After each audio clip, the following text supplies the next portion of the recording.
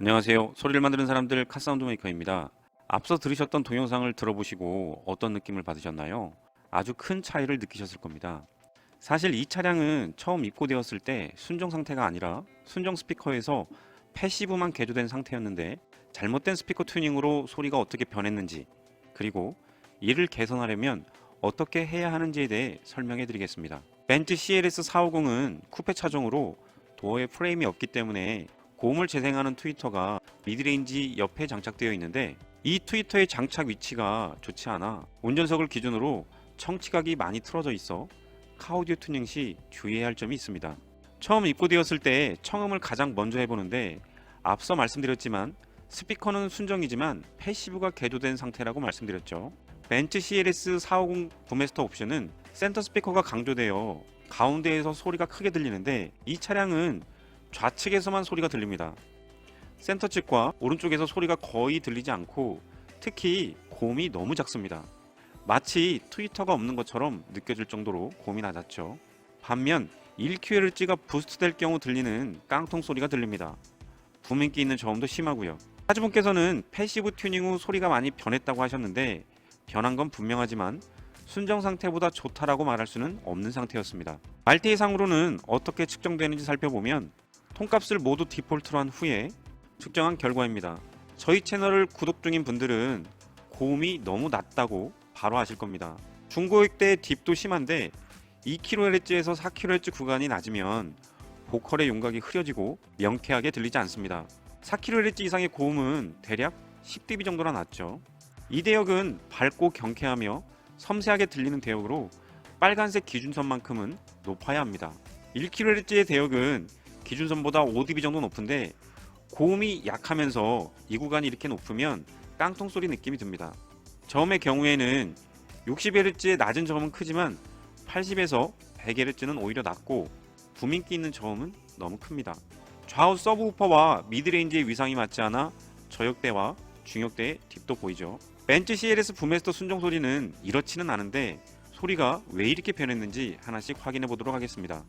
우선 도어를 탈거하여 미드레인지를 확인해 봤는데, 원래 설치되어 있어야 할 곳에 미드레인지가 보이지 않습니다. 벤츠 CLS 450은 미드레인지가 도어 프레임에 설치가 되어 있는데, 이를 탈거하여 벤츠 이클이나 시클처럼 도어 트림에 이동 장착을 한 상태였습니다.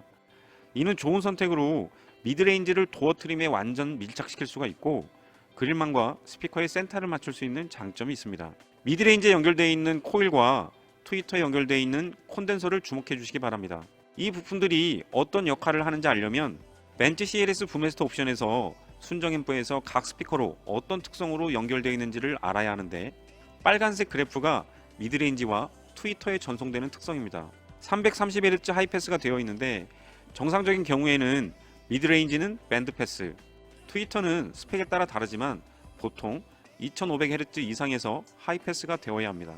출력 특성을 보면 미드레인지에 로우 패스를 해주면 밴드패스가 될 거고, 트위터는 낮은 용량의 콘덴서를 사용하여 하이패스를 시켜주면 되는데, 순정 미드레인지에 붙어있는 코일이 로우 패스 역할을 하게 되고, 트위터에 붙어있는 낮은 용량의 콘덴서가 높은 주파수에서 하이패스 되게 됩니다.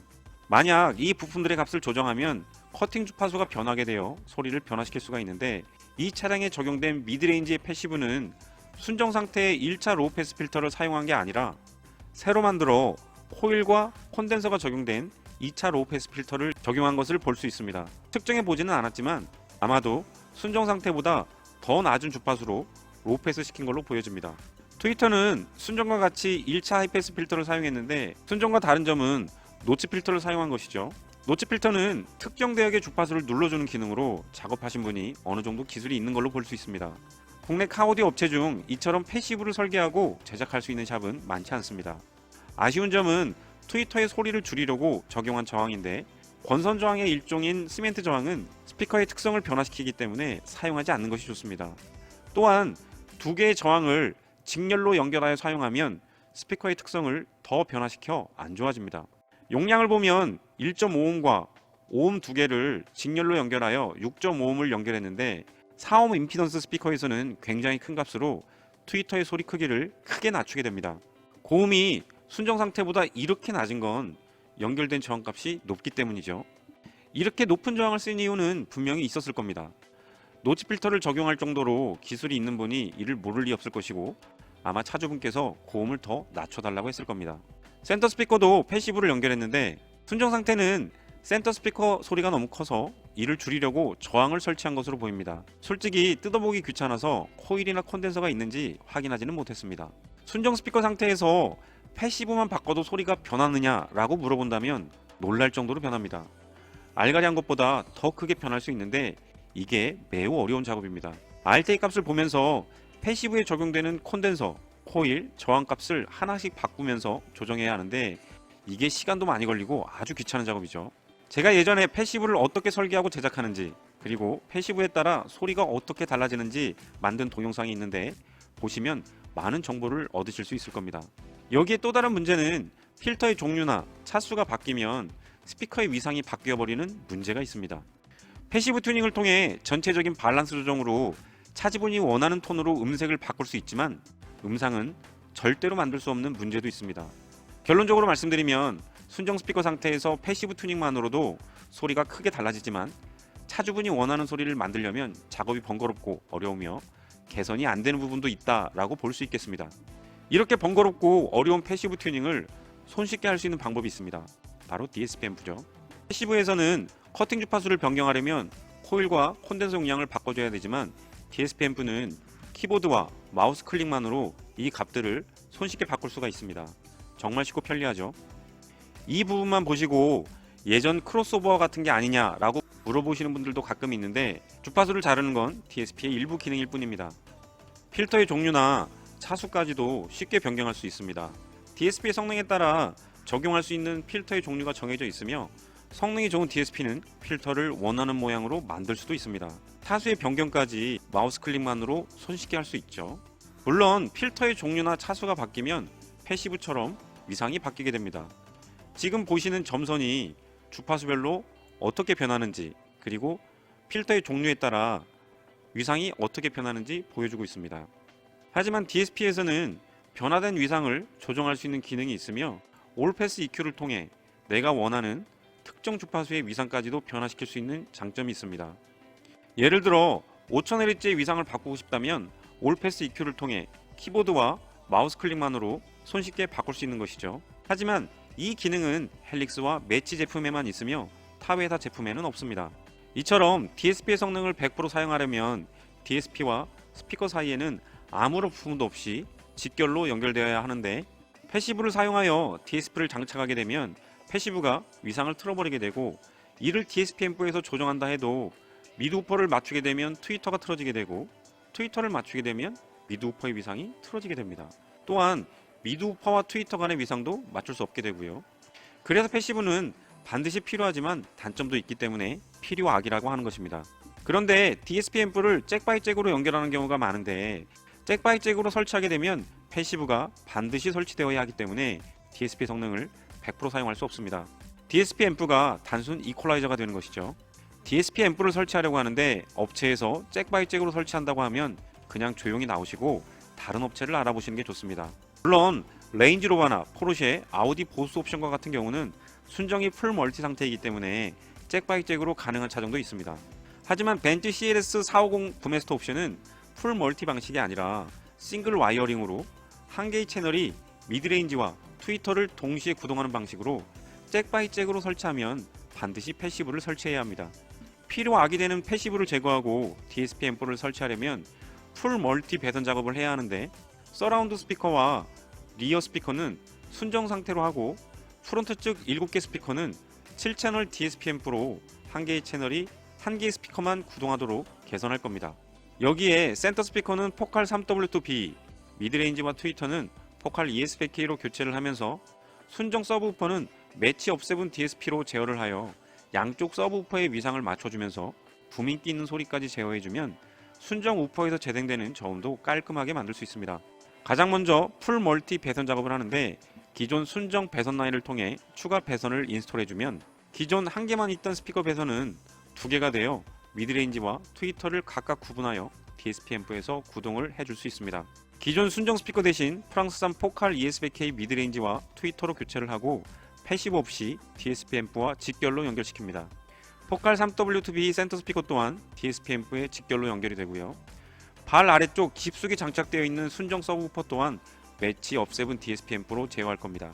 패시브 역할뿐만 아니라 각 스피커의 위상 조정으로 카오디오의 문제점을 해결할 수 있는 핵심 부품인 DSP 앰프는 트렁크에 배선 노출을 최소화하여 설치했습니다. 지금부터는 가장 중요한 DSP 앰프 세팅 작업을 시작합니다. 풀 멀티 방식으로 작업했기 때문에 각 스피커가 가장 잘 재생하는 대역의 주파수만 입력시킬 수 있도록 주파수 커팅 작업을 해주고, 연결된 스피커의 소리 크기가 기준선에 모여들 수 있도록 개인 조정을 해줍니다. 개인 조정이 완료된 후 RTA를 보면 순전과는 전혀 다른 모습을 보이고 있습니다. 특히 중고음과 고음이 더 이상 낮지 않죠. 하지만 여러 구간에서 딥과 피크가 있습니다. 부족했던 80에서 100Hz의 저음은 개선이 안 되었고, 좌우 서브우퍼의 위상이 맞지 않아 저역대의 딥이 보이고, 좌우 미드레인지의 위상이 맞지 않아 중역대의 피크와 딥이 보입니다. 중고역대에도 딥이 있고요. 각 스피커의 위상 조정으로 이런 피크와 딥을 해결하는 게 DSP 앰프의 핵심 작업입니다. 우선 청취덕을 기준으로 거리가 다른 스피커의 타임 값을 조정하여 모든 소리가 동시에 도달하도록 하는데, ATM 기능을 활용하여 각 스피커의 거리차를 정확하게 측정해 줍니다. 실거리 타임 값 적용 후 RTA를 보면 중역대의 딥은 개선이 되었지만 저음과 중고역대의 딥은 개선이 되지 않았는데, 여전히 스피커의 위상이 맞지 않아 발생하는 것이죠. 개선이 안 된 나머지 부분은 각 스피커의 위상 조정과 타임 조정, 올패스 EQ를 통해 해결할 수 있습니다. 이 작업이 DSP 앰프 세팅 시 가장 시간이 많이 소요되고 어려운 작업입니다. 위상 조정이 완료된 후 RTA를 보면 저음이 놀랄 정도로 개선이 되었죠. 위상 조정만으로도 저음이 큰 폭으로 개선이 될 수 있습니다. 중역대의 딥도 기준선까지 충분히 채워지고, 중고역대의 딥 또한 개선이 되었습니다.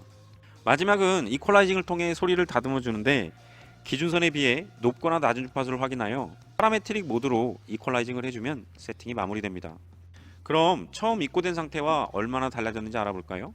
순정 스피커에서 패시브만 튜닝되었던 벤츠 CLS는 2kHz에서 4kHz의 중고역이 낮아 보컬이 답답하고 어둡게 들렸으며, 4kHz 이상의 고음은 10dB나 낮아 밝고 경쾌한 소리가 들리지 않았고, 반면 1kHz 대역은 높아 이렇게 바뀌었습니다. 다시 한번 볼까요? 이 소리가 이렇게 말이죠. 가장 먼저 출력이 10dB나 커졌습니다. 10dB면 동일한 볼륨에서 소리가 2배 정도 크게 들리게 됩니다. 양쪽 서브우퍼의 위상이 맞지 않아 저역대의 딥과 80과 100Hz의 낮은 저음은 위상 조정과 출력 증대로 충분히 채워져 깊고 단단한 저음을 들을 수 있으며, 양쪽 미드레인지의 위상 조정을 통해 중역대의 딥 또한 채워져 차 안을 가득 메우는 소리로 만들었습니다. 높았던 1kHz의 피크는 타 대역의 주파수 레벨이 높아짐으로써 평탄해져 깡통 소리가 아닌 부드러운 소리로 바뀌었고, 2kHz에서 4kHz의 중고역대의 딥이 채워져 보컬의 윤곽이 또렷하고 명쾌한 소리로 변했습니다. 마지막으로 밝고 경쾌한 소리가 들리도록 4kHz 이상의 고음은 순정과는 비교할 수 없을 정도로 개선이 되었습니다. DSP 앰프로 카오디오 튜닝한 소리가 실제로도 그렇게 들리는지 비교 영상을 다시 한번 들어보겠습니다.